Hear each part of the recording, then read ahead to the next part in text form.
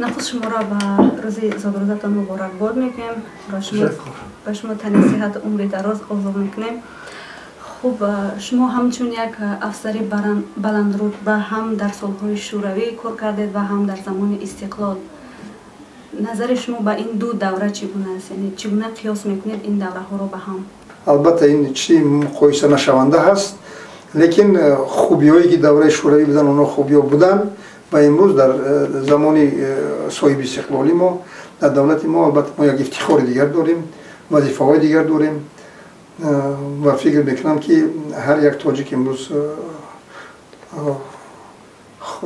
از تقدیر خود دولت خود افتخار میکند. شما گفتید که شوروی یک خوبی های خودش را نیز داشت، یعنی شما شوروی را با کدام خوبی هایش بیشتر به یاد میارید؟ پیش از همه باید قید کنیم که در دوره شوروی همه صاحب کار بود. یک سیستم خوبی تعلیم و تربیه بود. به هر حال هر یک شخص می توانست اون چیزی که در پیش خود وظیفه میگذاشت می توانست صاحبی وی شود. امروز باشد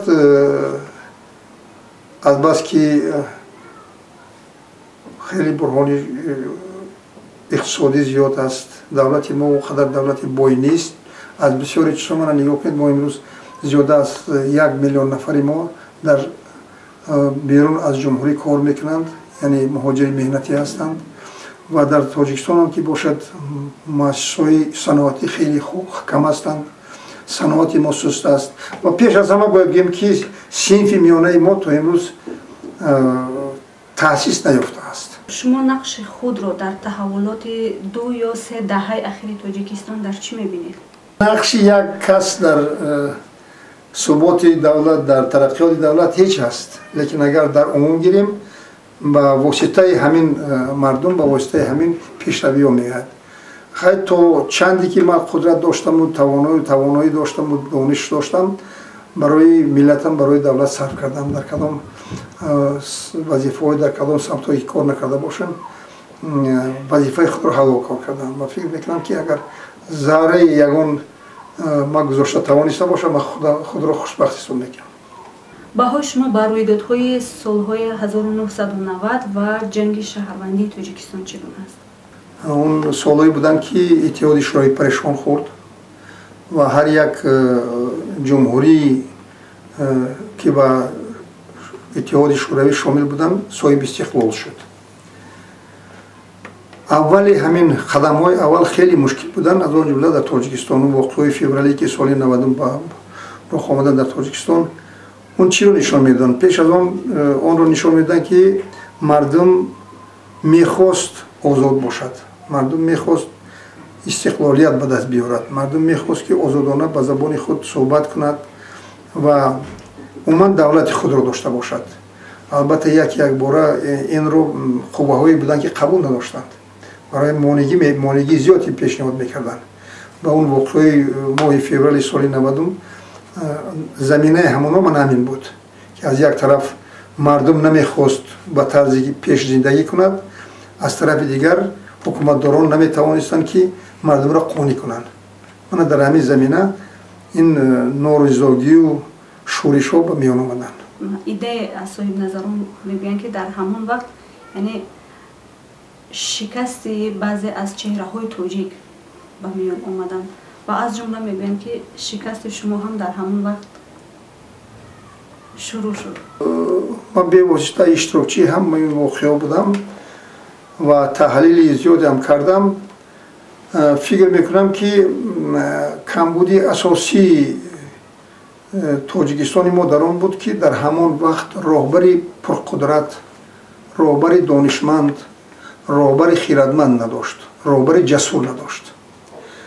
و اون واقعی که در تاجیکستان بودند و من بعد از اون راهبران استعفا دادند، بعد از استعفا برگشتند، همه همین یعنی وای بود. هر کدام آنها میخواستند از همون کرسی خودشون نروند. درباره خلق، درباره آینده ملت هیچ کدام اونو فکر نمیکردن.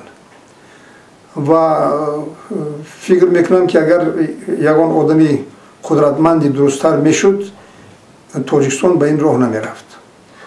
درباره من باشد درباره آدمانی که در حقیقت یک گروه نفران رو گناهکار کردن، این بهانه بود برای همون لحظه باید جان خود رو یا میکردن، خود رو سفید میکردن و برای یک گروه یا یک بای دشکار بود که باید سیاه کنن همه گناه خودشون رو در سری بیوزنن.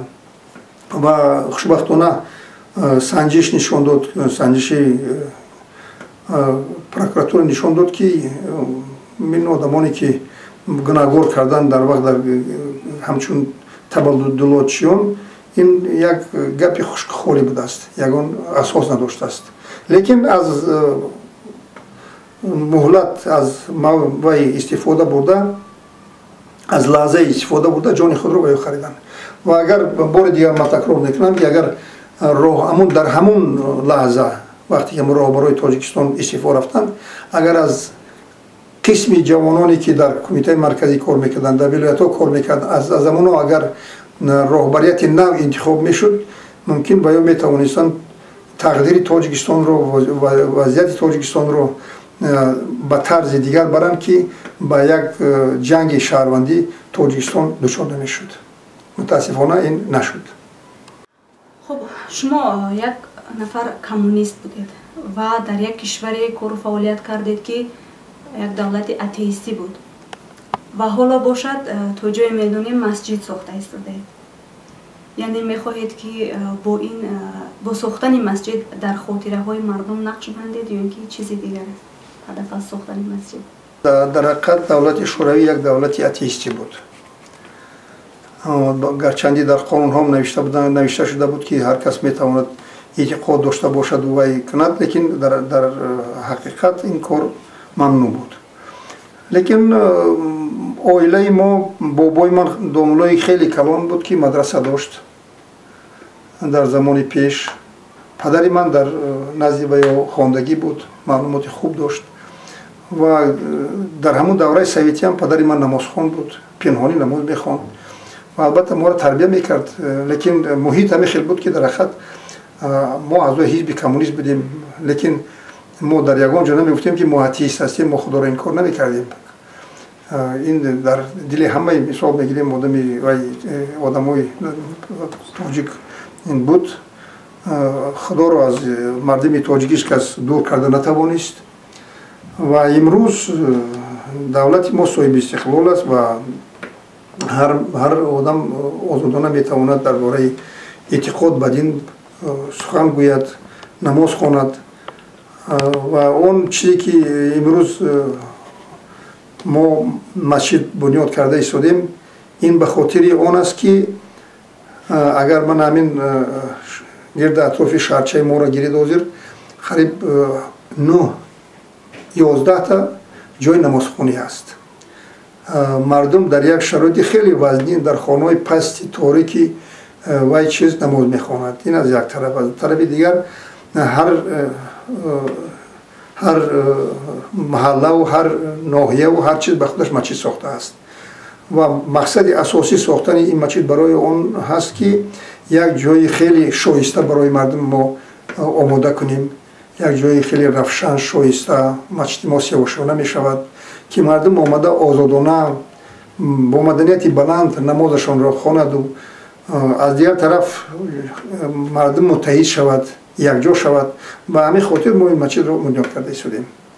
در برابر مثلا یک افسری بلندرتبه شما همچون وکیل مردمی هم در میان جامعه شناخته هستید و آخرین هم مثلا رئیس پارلمان شکرجان ظهورов هم از خاموشی وکیلان انتقاد کرد، نگرانی کرد.